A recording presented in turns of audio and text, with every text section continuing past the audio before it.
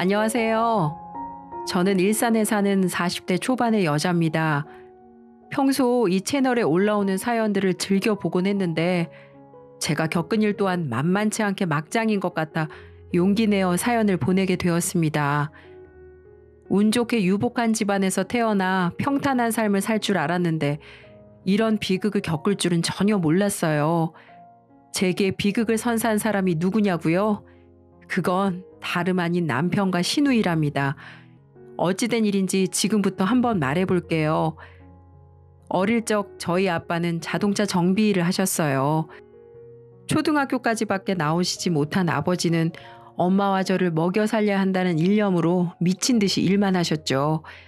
어릴 땐 주말에도 집에 들어오지 않는 아버지가 원망스러웠는데 저희를 위해서였다는 걸 생각하니까 마음이 찡하더라고요. 아무튼 아버지는 정비일에 혼을 담으셨고 수십 년의 세월이 지나 일산 시내에 자동차 정비소를 여러 개 가지고 계실 만큼 부자가 되셨습니다.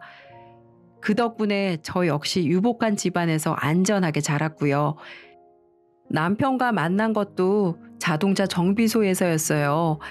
아버지가 운영하는 자동차 정비소 지점 하나에 괜찮은 사람이 들어왔다는 말을 줄곧 듣곤 했는데 호기심이 생겼던 저는 그 지점에 종종 들러 남편과 자연스럽게 친해지게 되었죠. 제가 사장의 딸이라는 점 때문이긴 하겠지만 초면임에도 서글서글한 웃음을 지으며 다가와 친근하게 말을 걸어주었거든요. 그 모습에 저 역시 호감을 느꼈어요. 평소 낯을 가리는 성격인지라 사교적이고 적극적인 사람을 보면 호감을 느끼곤 했거든요. 남편이 딱 그런 사람이었고 저는 그런 남편을 내심 좋아했답니다. 가장 좋았던 건 남편에게서 속물적인 면이 보이지 않았다는 점이었어요. 보통은 어느 지점을 가도 제가 사장 딸이라는 점 때문에 극진한 대접을 받곤 했는데 저는 그게 굉장히 불편했어요. 물론 공주 대접을 해주는 건 고마웠지만 그건 결국 제가 아니라 아버지에게 잘 보이기 위함이었잖아요. 하지만 남편은 아니었습니다. 아버지가 아니라 저에 대한 질문을 했거든요. 제 관심사나 취향, 취미, 꿈, 목표 등에 대해 물어봤어요. 그런 사람에게 관심이 가지 않을 리가 없었어요. 심지어 이런 사람이라면 결혼을 해도 잘 살 수 있지 않을까 하는 생각마저 들었습니다. 비록 사장 딸과 말단 직원이라는 보이지 않는 신분 차이 때문에 조금 꺼려지긴 했지만 저는 그보다 강한 건 사랑의 힘이라고 생각해서 남편에게 접근했어요. 그리고 남편에게 접근해 선물을 주며 제 마음을 표현했답니다. 남편 역시 저를 좋아하고 있었는지 제 마음을 거부하진 않더라고요. 여기에서 또 좋은 게 제가 선물을 하면 반드시 보답한다는 점이었어요. 비록 평범한 직장인인지라 비싼 선물을 해주진 못했지만 제가 좋아하는 꽃다발을 안겨주거나 정성이 가득 담긴 편지를 건네주는 등의 노력을 보여주었죠. 백화점에서 파는 한정판 명품보다 편지가 더 좋았던 저는 남편에게 푹 빠져들었답니다. 그렇게 교제 후 1년, 저는 남편을 데리고 본가로 인사를 갔어요. 맨 처음 저희 집에 갔을 때 으리으리한 집을 보고 눈이 휘둥그레지던 남편의 얼굴이 아직도 생생하게 기억이 나네요. 아무튼 저희 커플은 부모님 앞에 앉아 계획을 말씀드렸습니다. 엄마, 아빠, 저희 결혼할 거예요. 4계절 동안 이 사람이랑 지내봤고 결혼하면 잘 살 수 있겠다는 확신이 들었어요. 그러니까 허락해 주세요. 제가 먼저 입을 열자 옆에 있던 남편 역시 저를 행복하게 해주겠다며 포부를 말했답니다. 부모님은 허허 웃으시며 허락해 주셨고요. 애초에 남편에 대해 말해준 게 아버지였기에 저희의 사이를 반대할 이유가 전혀 없었죠. 당시 제 나이가 30대 중반이라 부모님은 아이를 생각해서라도 하루빨리 식을 올리시길 바라셨고요. 저 역시 그러고 싶은 마음이었어요. 다만 문제가 한 가지 있었습니다. 남편의 주머니 사정이 넉넉지 않다는 점이었죠.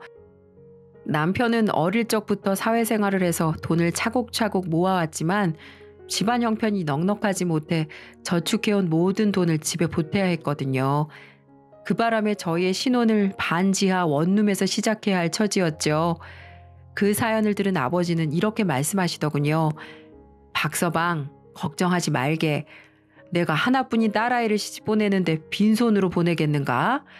어차피 내가 박서방 인품 하나 보고 보내는 거니까 다른 문제는 신경 쓰지도 말게. 아버지는 그렇게 말씀하시더니 신혼집으로 봐둔 게 있으시다며 5억짜리 집을 저희에게 해주시겠다고 하셨어요. 남편은 부담이 된다며 거절했지만 딸을 위한 거라는 아버지의 말에 결국 받을 수밖에 없었지요. 게다가 아버지는 남자가 바로 서야 아내한테도 잘해주는 법이라며 아파트를 남편의 명의로 해주셨어요. 남편은 거의 눈물을 흘릴 정도로 고마워했고요. 저 역시 명의에 대해서는 딱히 걱정하지 않았습니다. 그만큼 남편을 믿고 사랑했으니까요. 아무튼 그렇게 결혼이 착착 진행되었어요. 아시는 분은 아시겠지만 결혼 과정이라는 게 여기저기 돈 들어갈 때가 많은데 저희 부부는 그런 걱정이 없었습니다. 전부 아버지께서 처리해 주셨으니까요. 심지어 아버지는 이번에 새로 열 자동차 정비소 지점 하나를 남편에게 주었어요. 그 지점을 잘 꾸려서 저와 본인 집에 잘하라는 거였죠. 그렇게 아버지가 해주신 5억짜리 아파트에서 시작한 결혼 생활은 정말 행복했어요. 금전적인 걱정할 필요도 없이 서로 사랑만 하면 되었거든요. 하지만 저희에게는 딱 한 가지 문제가 있었습니다. 그건 다름 아닌 남편의 여동생 신우이였죠. 신우이는 고등학교를 졸업한 뒤로는 탱자탱자 노는 한량이었는데 저와 결혼한 후 수입이 불어난 남편의 지원이 더욱 빵빵해지니까 더욱 본격적으로 놀기 시작하더군요. 웬만한 철부지라도 30줄이 넘으면 정신 차리고 사는 법인데 신우이는 30대 초반이 되었는데도 매일매일 술 마시고 나이트클럽에 다니며 인생을 낭비하기 바빴습니다. 그러다가 돈이 떨어지면 남편에게 연락해 용돈 타내기 바빴고요.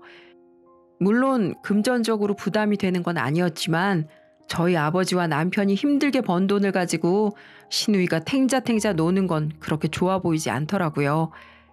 하지만 신우이에게 밉보였다가 좋을 건 하나도 없었기에 저는 아무런 말도 하지 못했답니다. 정도가 너무 심해지면 가끔씩 남편에게 한마디를 할 뿐이었죠. 여보, 아가씨한테 또 용돈 드렸어? 그것도 적당히 해야지.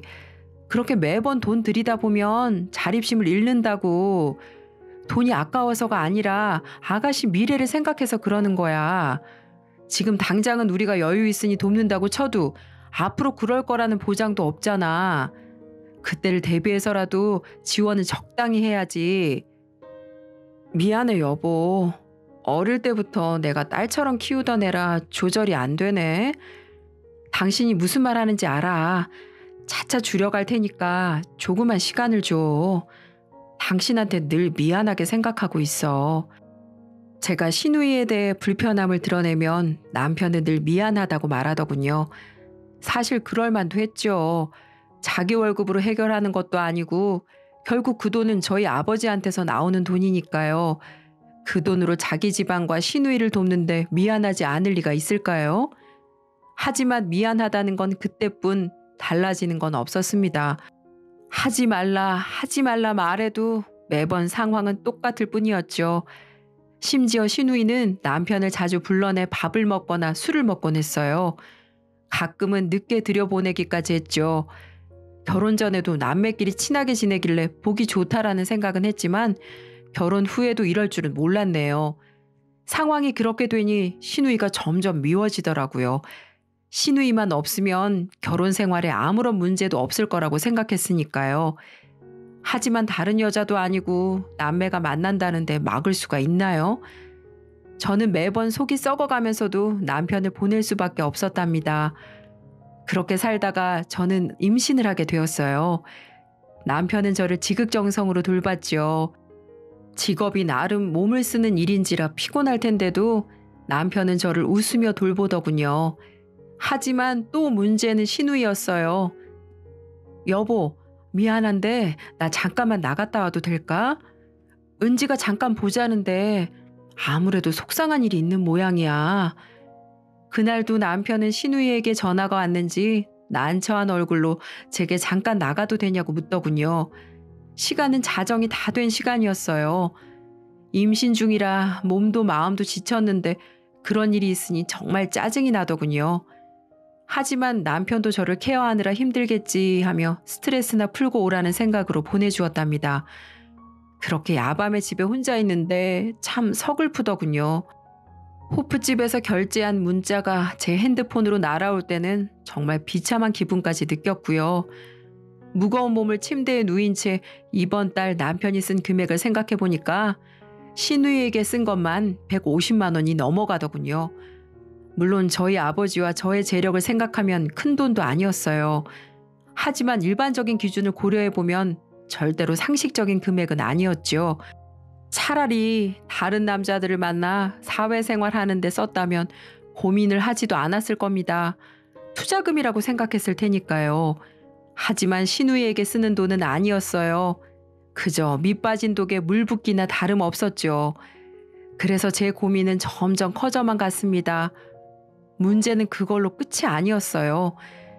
결혼 당시 아버지께서 혼수로 해주신 외제차가 있었는데 남편은 시누이와 만날 때마다 그 차를 쓰더라고요. 제가 앉아야 할 조수석에 시누이가 앉는다는 상상을 하면 정말이지 괴로웠어요. 실제로 제가 차에 타면 시누이의 것으로 추정되는 머리카락들이 발견되곤 했으니까요. 그럴수록 제 스트레스는 점점 더 커져만 갔고요. 하지만 전 남편에게 뭐라고 할 수가 없었어요. 남편을 많이 사랑했거든요. 남편에게 시누이에 관해 뭐라고 했다가는 저희의 금술이 깨질까봐 두려웠던 거죠. 그래서 저는 어떻게든 합리화를 했답니다. 그래, 다른 사람도 아니고 시누이랑 만나는데 뭐 어때? 다른 사람들은 임신한 아내 몰래 업소도 다니고 바람도 피고 한다는데 이 정도면 양반이지. 그냥 좋게 생각하자. 저는 이렇게 생각하면서 남편과 시누이의 관계에 대해 나쁘게만 생각하지 말자고 생각했어요. 그러던 어느 주말이었죠. 그날은 날씨가 참 화창한 날이어서 저는 남편에게 제의했답니다. 여보, 날씨도 좋은데 우리 꽃구경 갈까? 호수공원 근처에 자주 가던 돈가스 집도 가고. 무거운 몸 때문에 집에만 있던 게 답답했던 저는 남편에게 호수공원에 꽃구경을 가자고 했어요. 하지만 남편은 난처한 얼굴로 말하더군요. 아, 이거 어쩌지? 은지랑 선약이 있는데 꽃구경은 다음 주에 가면 안 될까? 은지가 좀 우울하다고 해서. 또 그놈의 시누이였습니다. 그쯤 되니까 정말 화가 나더군요. 아이 때문에 참아왔지만 이젠 좀 말해야 할 것 같았어요. 또 아가씨야? 당신 언제까지 아가씨한테 붙잡혀서 살 거야? 당신은 이제 아가씨 오빠가 아니라 내 남편이야. 언제까지 아가씨한테 끌려다니면서 살 건데. 미안해 여보. 근데 우울하다는 걸 어떡하냐고. 최근에는 불면증 약까지 먹는다는데 어떻게 오빠가 돼서 그걸 그냥 놔둬. 당신은 당신 동생 괴로운 건 보이고 와이프 괴로운 건 안 보여? 나도 힘들어. 나도 잠도 못 잔다고. 평소 때도 아니고 자기 와이프가 임신했다는데 어쩜 그래? 최소한 주말엔 나한테 시간을 할애해야 하는 거 아니야? 어쩜 그렇게 무심하냐고. 그럴 거면 내가 아니라 아가씨랑 살아. 저는 남편에게 소리를 지르고 안방으로 들어와 버렸어요. 남편은 제게 다가와 미안하다며 사과하더군요. 그렇다고 외출을 하지 않는 것도 아니었어요. 남편은 무슨 선이라도 보는 것처럼 말끔하게 차려입더니 저를 놔두고 나가더군요. 미안하다는 말은 결국 면피를 하기 위한 말일 뿐이었어요. 솔직히 고백하자면 그날 참 많이 울었답니다. 저와 뱃속의 아이의 처지가 참 불쌍했거든요. 그러던 어느 날이었어요.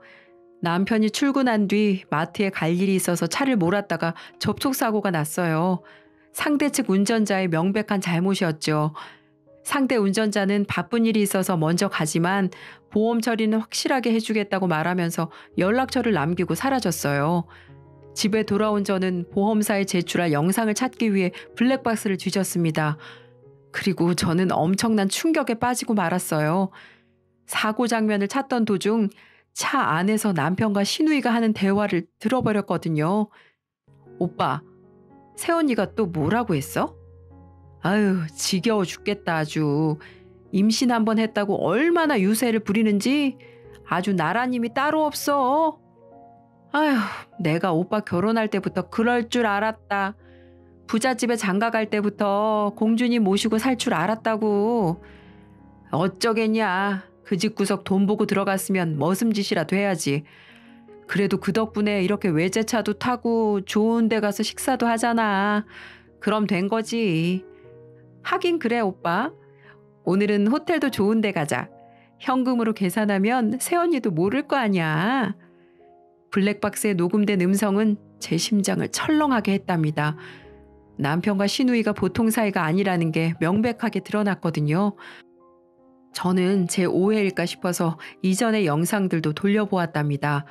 하지만 오해가 아니라는 게 더욱 명확하게 드러날 뿐이었어요. 남편과 시누이가 사랑을 속삭이는 말들과 적나라하게 고스란히 녹음되어 있을 뿐이었거든요. 손발이 벌벌 떨리고 식은땀이 줄줄 흐르더군요. 남편과 시누이가 부적절한 관계를 갖고 있다는 건 상상조차 해보지 못했었거든요.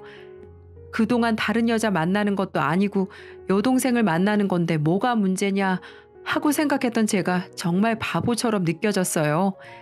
남편은 시누이를 여자로 생각하고 있었으니까요. 남편에게 엄청난 배신감이 느껴지더군요. 저와 저희 아버지가 얼마나 많은 도움을 줬는데 그걸 전부 배신하고 시누이와 저렇게 만나 히히덕거릴 수 있었는지 믿기지도 않았고요. 저는 당장이라도 블랙박스 증거를 남편과 시누이 앞에 들이대고 모든 걸 끝내고 싶었습니다.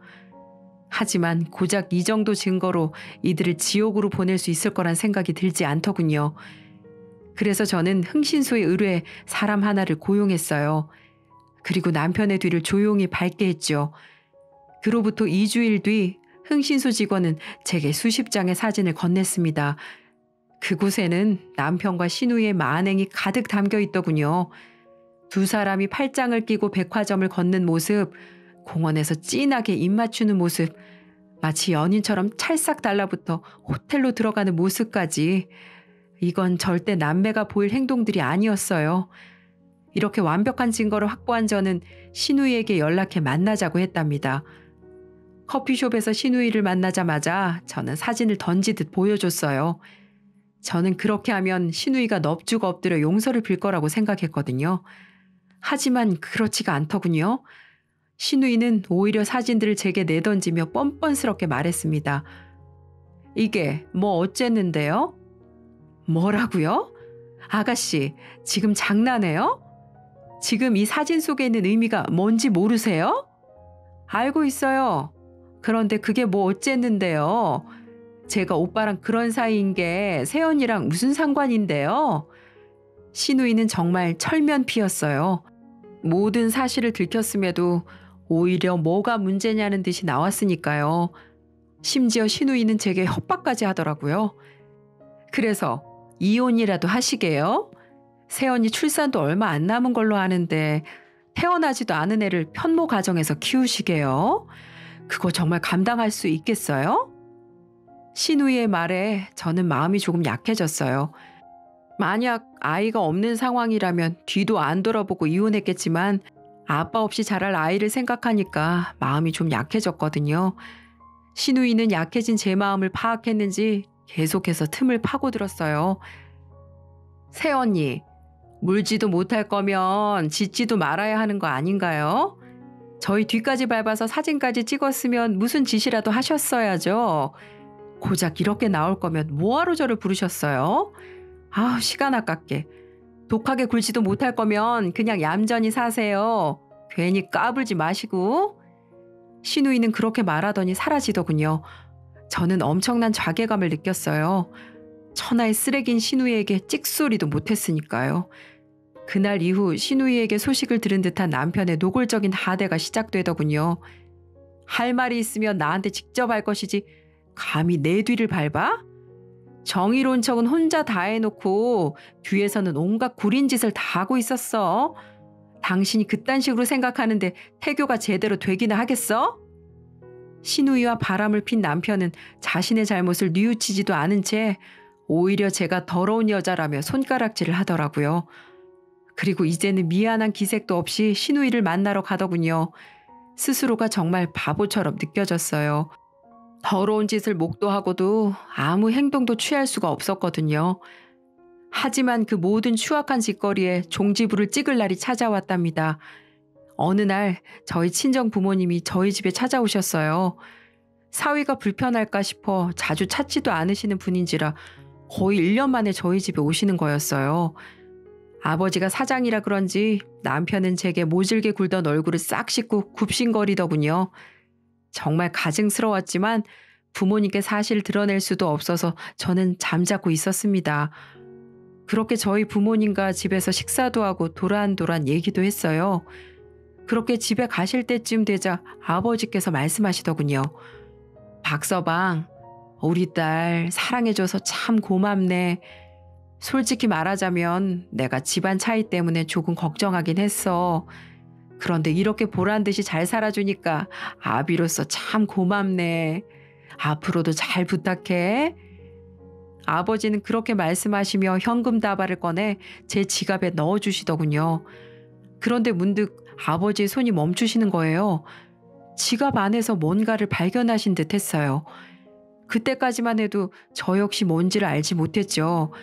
하지만 아버지가 지갑에서 수십 장의 사진들을 꺼낸 순간 무슨 일이 벌어졌는지 깨닫게 되었답니다. 그 사진들은 바로 남편과 시누이가 바람을 피우는 내용들이었거든요. 저 역시 가슴에 묻기로 한지라 사진들을 그 안에 넣어둔지도 몰랐어요. 그런데 그걸 아버지께서 발견하신 거죠. 아니 수아야, 이게 뭐냐? 이거 박서방이랑 사돈 아가씨 아니냐? 그런데 왜 이러고 있는 거야? 박서방, 이게 대체 뭔가? 저희 부모님은 남편과 시누이가 팔짱을 끼고 입을 맞추고 호텔로 들어가는 사진들을 보셨어요. 남편은 얼굴이 사색이 되어 벌벌 떨고 있었고요. 팔짱까지라면 어떻게든 변명을 하겠는데 입을 맞추고 호텔로 들어가는 건 절대 남매 사이에서 할 행동이 아니잖아요. 장인어른, 제가 다 설명드리겠습니다. 그게... 남편이 창백해진 얼굴로 아버지께 뭐라고 말하려고 했어요. 하지만 그 말을 마치기도 전에 아버지의 주먹이 먼저 날아가더군요. 모든 사태를 파악한 아버지를 막을 수는 없었습니다. 평소에 불같은 성정으로 유명하셨던 아버지는 남편의 만행을 깨닫자마자 폭발해서 남편을 마구잡이로 짓밟기 시작하셨거든요. 조금 전까지만 해도 사위 잘 얻었다며 칭찬하시던 분이 사위를 두들겨 패게 된 거죠. 남편이 떡이 되도록 패버린 아버지는 너 같은 놈은 내가 사준 아파트에서 살 자격도 없어 라고 하시며 남편을 현관 밖으로 내던지셨어요. 남편은 아버지의 바지가랑이를 붙잡고 빌었지만 아버지는 완강하셨고요. 아버지는 남편을 내쫓은 후에 제게 사실관계를 물으셨답니다. 그래서 저는 그동안의 일을 사실대로 말씀드렸죠. 이미 알고 있었지만 아이 때문에 묵인하고 넘어갈 수밖에 없었다고요. 그러자 아버지는 제게 그동안 혼자 소갈이 하느라고 얼마나 고생이 많았냐며 앞으로는 본인이 다 해결해 주시겠다고 걱정하지 말라고 하시더군요. 그리고 편모 가정에서 살아가게 될 아이에 대해서도 걱정하지 말라며 말씀을 덧붙이시더군요. 수아야, 물론 편모 가정에서 자라는 건 좋은 일은 아니야. 힘든 일도 아주 많겠지. 하지만 저런 파렴치한 밑에서 자라는 건 아이에게 더 못할 짓이야. 그러니까 저딴 놈이랑은 당장 갈라서라. 그게 너와 아이를 위한 일이야. 아버지는 그렇게 말씀하시며 저를 안심시키셨어요. 그런 이야기를 들으니까 제가 얼마나 바보처럼 생각했는지 깨닫게 되더군요. 지금 몇 년 정도는 참으며 산다고 쳐도 평생을 저 쓰레기 남편과 살 수 없다는 걸 깨달았거든요.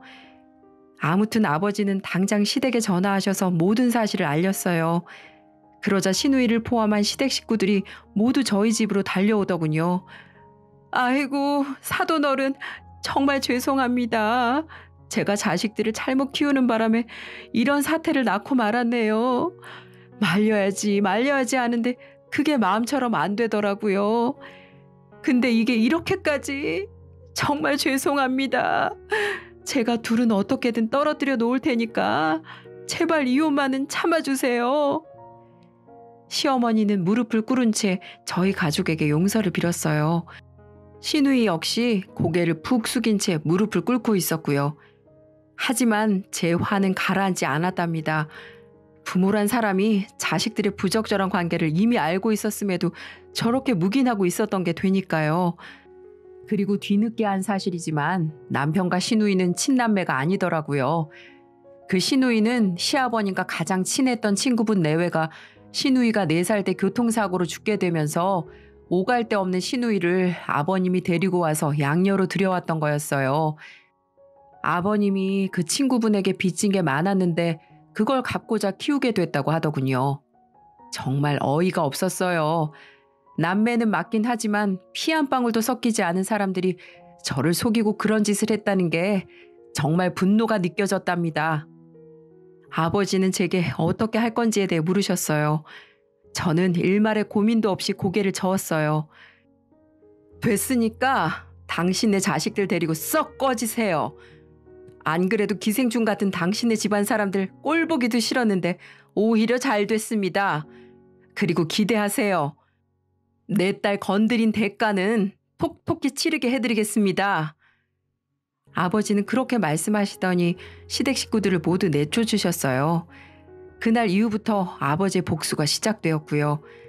아버지는 일단 시댁에 들어가던 모든 경제적 지원을 끊으셨어요. 그리고 자신의 재력을 바탕으로 거액의 돈을 들여 변호사 여럿을 고용해 위자료 소송을 벌였답니다. 그렇게 몇 달 이후 바람을 피운 남편과 이혼에 중대한 영향을 끼친 시누이는 저에게 준 여러 피해들을 고려해 거액의 위자료를 보상해야 한다는 판결을 받게 되었고요. 새언니, 정말 미안해요. 내가 정말 죽을 죄를 지었어요. 그때 커피숍에서 했던 말들은 미쳐서 했던 말이에요. 그러니까 제발 감액이라도 부탁해요. 우리 집 형편 뻔히 알잖아요. 제발 부탁이에요, 새언니. 시누이는 제게 파리처럼 싹싹 빌며 소송 취하는 바라지도 않을 테니까 위자료를 조금만 깎아달라고 하더군요. 하지만 저는 대화를 차단해 버렸습니다. 그렇게 몇 달이 지나 저는 남편과 완전히 이혼했고 위자료를 한 푼도 남김없이 받았어요. 더러운 기생충 집안과의 인연이 마무리된 거죠. 제 긴 사연은 여기까지입니다. 이제는 몇 년 전의 일이 되었지만 워낙 괴로워서 그런지 마치 며칠 전의 일처럼 생생하네요. 저는 요즘 부모님과 행복하게 살고 있어요. 제가 한 번의 아픔을 겪어서 그런지 아버지께서도 저 시집가지 말고 평생 자신과 살자고 하십니다. 저 역시 남자 같은 거 생각하지도 않고 지내고 있고요. 괜히 남자 만났다가 상처받느니 제 아이와 함께 돈이나 펑펑 쓰면서 사는 게 낫다는 생각이 들었거든요. 아무튼 지금까지 제 개인적인 얘기 잘 들어주셔서 감사합니다. 여러분 행복하세요.